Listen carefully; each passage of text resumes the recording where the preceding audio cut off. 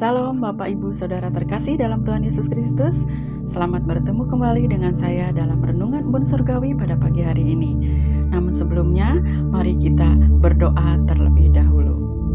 Bapa yang baik, Bapa yang penuh kasih, Allah yang mulia, Allah yang kami kenal dalam nama Tuhan Yesus Kristus, kami mengucap syukur Tuhan untuk setiap kebaikan-Mu. Karena di pagi hari ini kami bangun dalam keadaan sehat, dan kami juga siap mendengarkan sabda-Mu ya Bapa. Berbicaralah kepada kami lewat kebenaran firman-Mu, biarlah firman-Mu melekat di hati kami, agar kami bisa melakukannya dalam kehidupan kami sehari-hari. Terima kasih Yesus, ini doa kami, haleluya, amin. Bapak Ibu Saudara yang terkasih dalam Tuhan Yesus Kristus, pagi hari ini saya mengambil judul Teguran yang Membawa Pertumbuhan Rohani, terambil dari 2 Timotius 3 ayat 16. Beginilah bunyi firman Tuhan. Segala tulisan yang diilhamkan Allah memang bermanfaat untuk mengajar, untuk menyatakan kesalahan, untuk memperbaiki kelakuan, dan untuk mendidik orang dalam kebenaran. Amin. Apakah kita pernah ditegur? Kapan kita ditegur oleh Tuhan?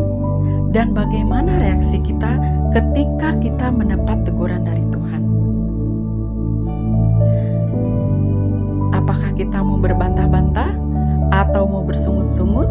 Atau malah sebaliknya, kita menerima teguran itu? Allah tidak hanya mencintai kita, tetapi Ia juga peduli dengan pertumbuhan rohani kita.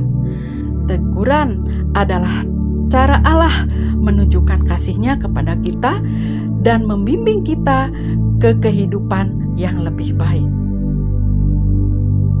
Tetapi seringkali kita itu melihat bahwa teguran adalah sesuatu hal yang negatif. Sebenarnya teguran adalah wujud kasih Allah yang nyata. Seperti yang dikatakan dalam 2 Timotius 3 ayat 16. Segala tulisan yang diilhamkan Allah. Ayat ini menekankan bahwa seluruh Alkitab yang diilhamkan Allah memiliki nilai dan kegunaan yang sangat besar.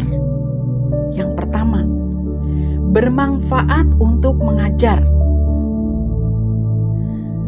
Firman Tuhan atau Alkitab berfungsi sebagai alat untuk memberikan pengetahuan dan pemahaman tentang kehendak dan kebenaran Allah.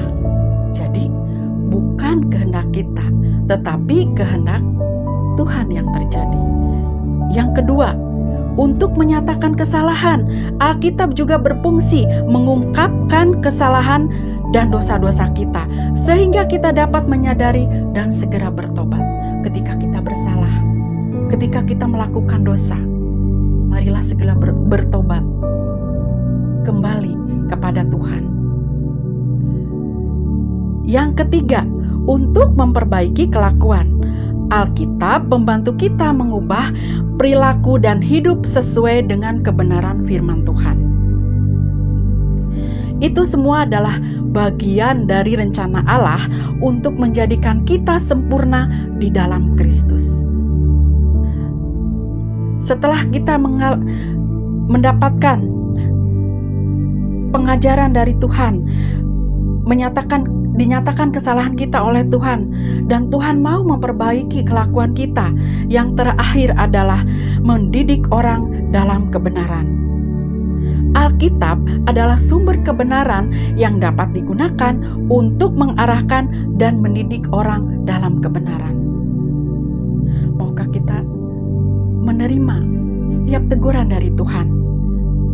Bapak Ibu terkasih dalam Tuhan Yesus Kristus, marilah kita terus merenungkan setiap kebenaran firman Tuhan, supaya kita diberikan kebijaksanaan dalam menerima teguran dengan kerendahan hati.